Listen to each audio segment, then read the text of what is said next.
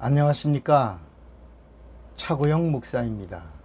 오늘은 침례들에 대하여 6번째, 이 제목으로 말씀을 나눌 때 큰 은혜가 되시기를 바랍니다. 자, 이제 4번째 침례입니다. 예수의 이름으로 받는 침례에 대하여입니다. 뭐라고요? 예수의 이름으로 받는 침례에 대하여. 침례는 반드시 성부와 성자와 성령의 이름으로 해야 합니다. 마태복음 28장 19절에 그러므로 너희는 가서 모든 족속으로 제자를 삼아 아버지와 아들과 성령의 이름으로 침례를 주고 내가 너에게 분부한 모든 것을 가르쳐 지키게 하라. 볼지어다 내가 세상 끝날까지 너희와 항상 함께 있으리라 하시니라 그랬습니다. 자, 그러면 성부와 성자와 성령의 이름은 무엇이에요? 성부와 성자와 성령의 이름. 사람들은 이 성부의 이름이 뭐냐 그러면 여호와, 성자의 이름은 예수, 성령의 이름은 보혜사, 이렇게 또 가르쳤어요. 이렇게 알고 있고. 이게 아주 참 이렇게 입력이 되고 나니까 이런 사고를 깨트리는 것이 참으로 힘듭니다. 그러나 여호와는 하나님의 이름 중에 하나일 뿐이에요. 구약에는 하나님의 이름이 110가지가 나옵니다. 여호와란 이름도 사실은 원본에 7번 나옵니다. 7번. 여호와 이레, 여호와 샬롬, 여호와라 하라, 여호와 라, 여호와 치케누, 여호와 삼마, 여호와 니시, 여호와 샬롬, 뭐 이렇게 해서 여호와라는 단어로 나오는 원문의 이름은 한 7번 나옵니다. 그 외에 또 하나님의 이름 많이 나와요. 하나님 목자, 하나님은 신랑, 하나님은 반석, 하나님은 전능자, 하나님은 구세주, 하나님은 치료자, 이렇게 뭐 하나님에 대한 이름들이 많이 110개 나오는 중에 그 중에 하나입니다. 여호와라는 이름이. 근데 그 여호와라는 이름 다음에 꼭 뭐라고 나오면 영어 성경에 보면 엔젤이라고 나오고 우리나라 번역에는 사자라고 나옵니다. 근데 우리나라 사람들만, 우리나라 기독교인들만 하나님 아버지가 여호와인 줄 아는 거예요. 그러나 이스라엘 사람들은 그 여호와가 엔젤, 천사라고 다 알고 있는 겁니다. 그래서 스테반이 유대인들에게 설교할 때 너희가 천사의, 이 사도행전 7장 54절의 말씀, 너희가 천사, 여호와 천사가 전한 율법을 받고도 지키지 아니하였도다 그랬습니다. 다 이스라엘 사람들 누구나 다 여호와가 천사. 아브라함이 이렇게 세 천사가 왔을 때 두 천사는 조카한테 가고 여호와 천사 하나만 남았더니 그 대접했다라고 하는 이런 말씀도 있지 않습니까? 그러니까 성경을 잘 알면 예수가 보이는 겁니다. 그러니까 성령의 이름은 보혜사가 아닙니다. 보혜사는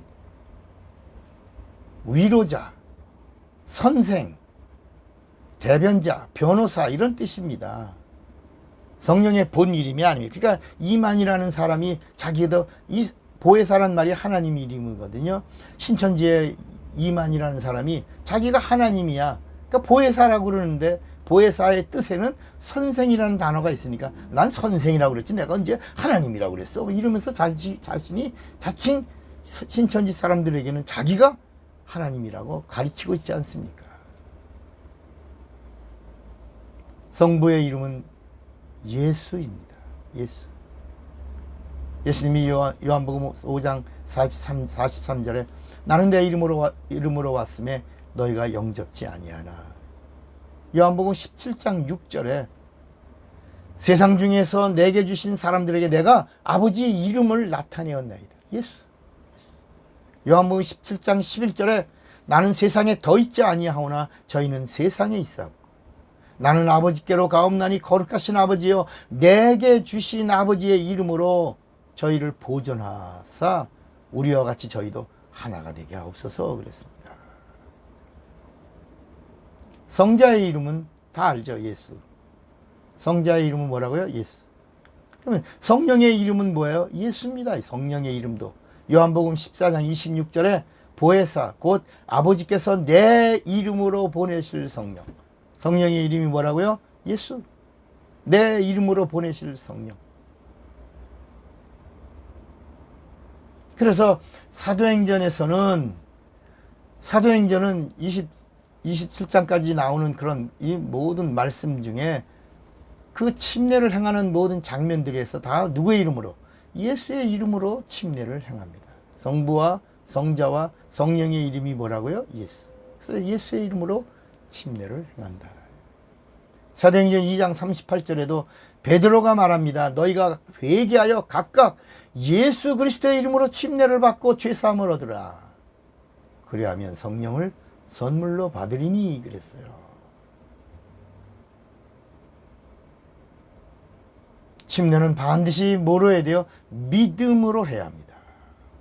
믿음으로 침례를 받으면 구원을 받고, 내가 교회 다니지, 나 예수 믿지, 그래서 나 침례교회 다니니까 그래서 의식으로 침례를 받으면 심판대 위에 한번 올라갔다가 백보자라고 그랬습니다. 백보자에 한번 거쳐갔다가 판단을 받고 구원이 결정되는 겁니다. 그러나 믿음으로 침례를 받은 사람은 백보자하고 상관없습니다. 여기다 성령까지 받으면 이 땅에서 이미 영생을 확보한 자가 되는 겁니다. 요한복음 5장 24절의 말씀이에요. 내가 진실로 진실로 너희에게 이르노니 내 말을 듣고 또 나 보내신 이를 믿는 자는 영생을 얻었고 심판에 이르지 아니하나니 사망에서 생명으로 옮겼느니라. 침례받은 자요 성령 침례까지 받은 자를 말하고 있는 겁니다. 사도행전에 보면 침례가 몇 번 나와요? 24번 나옵니다. 요한의 회개 침례는 9번 나오고 예수의 이름으로 받는 침례는 15번 나옵니다. 다 모두가 성부와 성자와 성령의 이름이신 예수의 이름으로 침례를 받는 겁니다. 네 번째 침례는 구원의 표입니다. 베드로전서 3장 21절에 침례는 구원하는 표니 곧 침례라. 침례가 뭐라고요? 구원의 표입니다.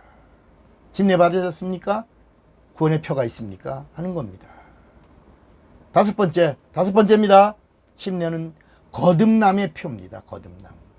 뭐라고요? 거듭남. 그러니까 성령 받아서 거듭난 게 아니고 침례 받고 거듭나는 것. 침례가 죽었다가 사는 것. 죽었노라 살았노라가 침례입니다. 죽는 것과 살았다. 이게 거듭남입니다. 성령은 이것을 거듭남을 보증해 주시는 겁니다. 이게 다른 거야. 전혀 다. 그러니까 성령 받고 거듭나는 게 아니라 성령으로 내가 거듭난 것을 보증받는 겁니다. 그래서 요한복음 3장 3절에도 예수께서 대답하여 가라사대 진실로 진실로 너희에게 이르노니 사람이 거듭나지 아니하면 하나님 나라를 볼 수 없느니라. 그러면서 물과 성령으로 나라고 말씀하고 있는 겁니다.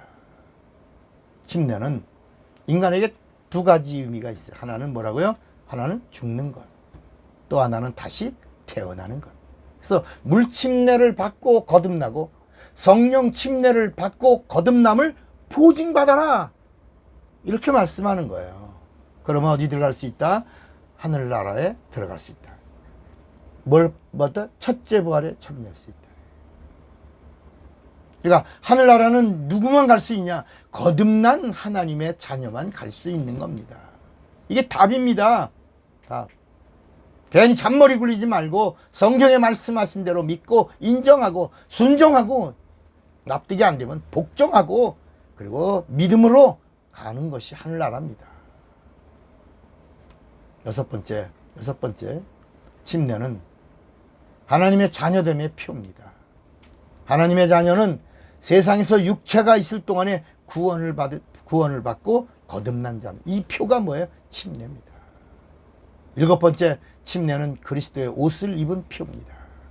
갈라디아서 3장 27절에 누구든지 그리스도와 합하여 침례를 받는 자는 그리스도로 옷을 입었느니라 그랬습니다. 침례 받는 것이 뭐라고요? 그리스도의 옷을 입은. 그러니까 침례를 안 받으면 뭐예요? 벌거벗은 자예요. 그리스도의 옷을 안 입은 자예요. 벌거벗은 자예요.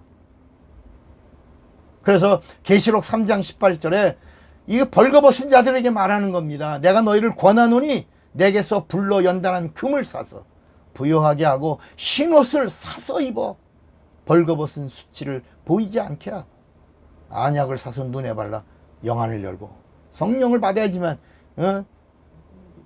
보게 하라.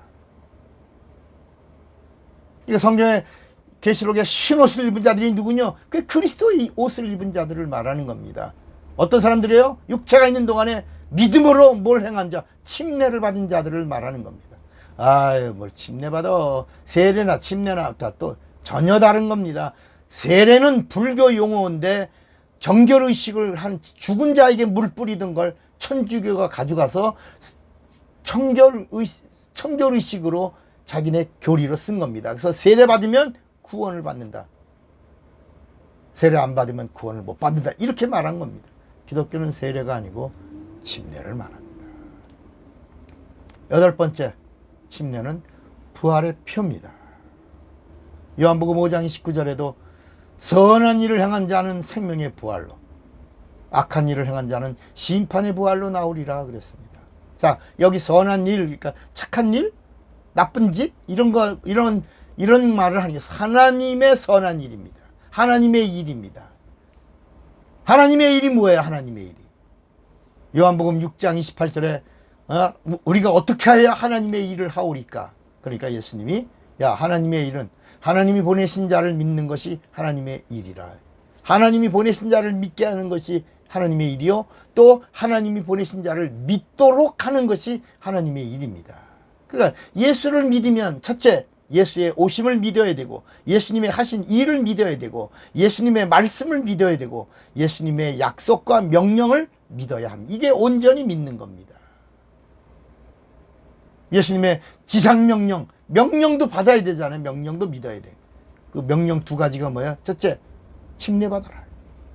성부와 성자와 성령으로 침례를 주라. 그리고 가르쳐라. 지키게 해라. 내가 그런 자들과 이 세상 끝날까지 함께 하겠다. 그리고 두 번째 지상명령이 뭐예요? 성령 침례받아라. 성령 침례받아라. 그래서 침례, 죄사함 받은 걸 보증받아라. 이렇게 말씀하신 겁니다. 그리고 성령으로 위트니스, 증인되라.